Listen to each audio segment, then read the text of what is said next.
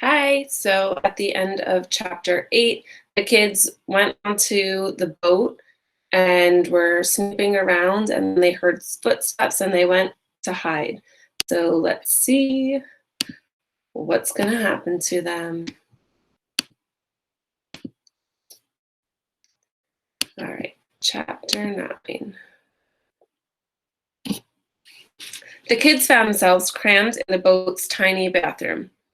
There was no room to sit or turn around. The kids just stood and stared at each other. Suddenly, they heard heavy feet thunder down the cabin stairs. They held their breath. They heard a small thump, then a bigger one. Then the feet were walking again, this time going up the stairs. The small room got hot fast. Sweat ran into Dink's eyes. He could barely breathe. They waited, but heard no more noises. "I smell scrambled eggs," Josh whispered into Dink's ears. Dink rolled his eyes. "Well, I do," said Josh. Dink waited a few more minutes, then opened the door a crack. Cool air rushed into the bathroom. Dink quickly looked around the cabin. He could hear the men talking up above. He gently pulled the door shut. "They're up on the deck," he said. "We can't stay in this bathroom. If one of them wants to use it, we're sunk." "Why don't we just leave?" Josh asked.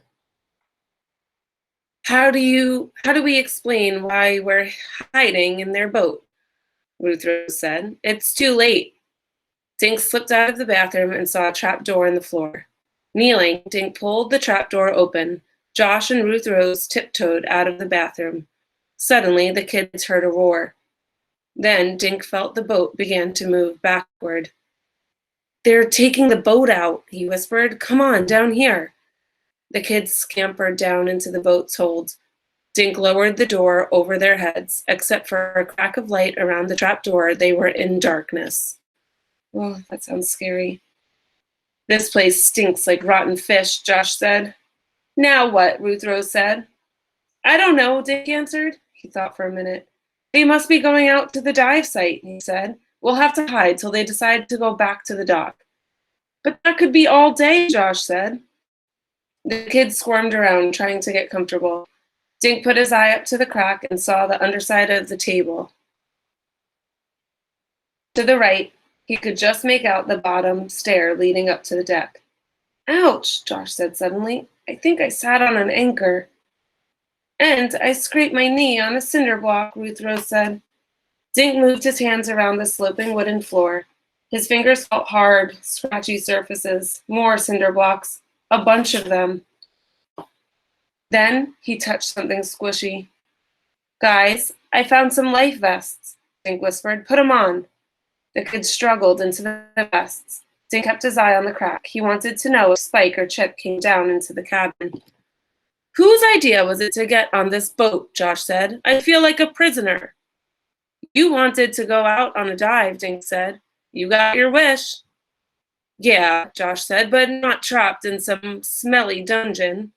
Dink saw a movement through the crack. A pair of bare feet were backing down the stairs.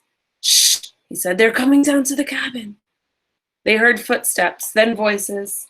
Shapes moved back and forth across the trap door. "This place is a pig pen," one of the men said. Dink recognized Spike's voice. Why bother to clean it up?" Chip answered. He giggled. "It'll get real clean in a little while." Dink heard something scrape, then a thump right over his head. Through the crack, he saw skinny wooden legs. A stool or chair had been dragged up to the small table. "You got any juice?" Spike asked. "I doubt it," Chip answered. "I think there's milk." "They're eating breakfast," Josh hissed into Dink's ear. "I told you I smelled eggs." Then someone sat down at the table. Dink could see one person's leg from the knee down. The leg was hairy and tanned. Suddenly, Dink gasped. Just inches from his eye, he saw a tattoo. It was an eagle's head. And that's the end of chapter 9. So they know that he was the one talking about that at the airport. See what happens.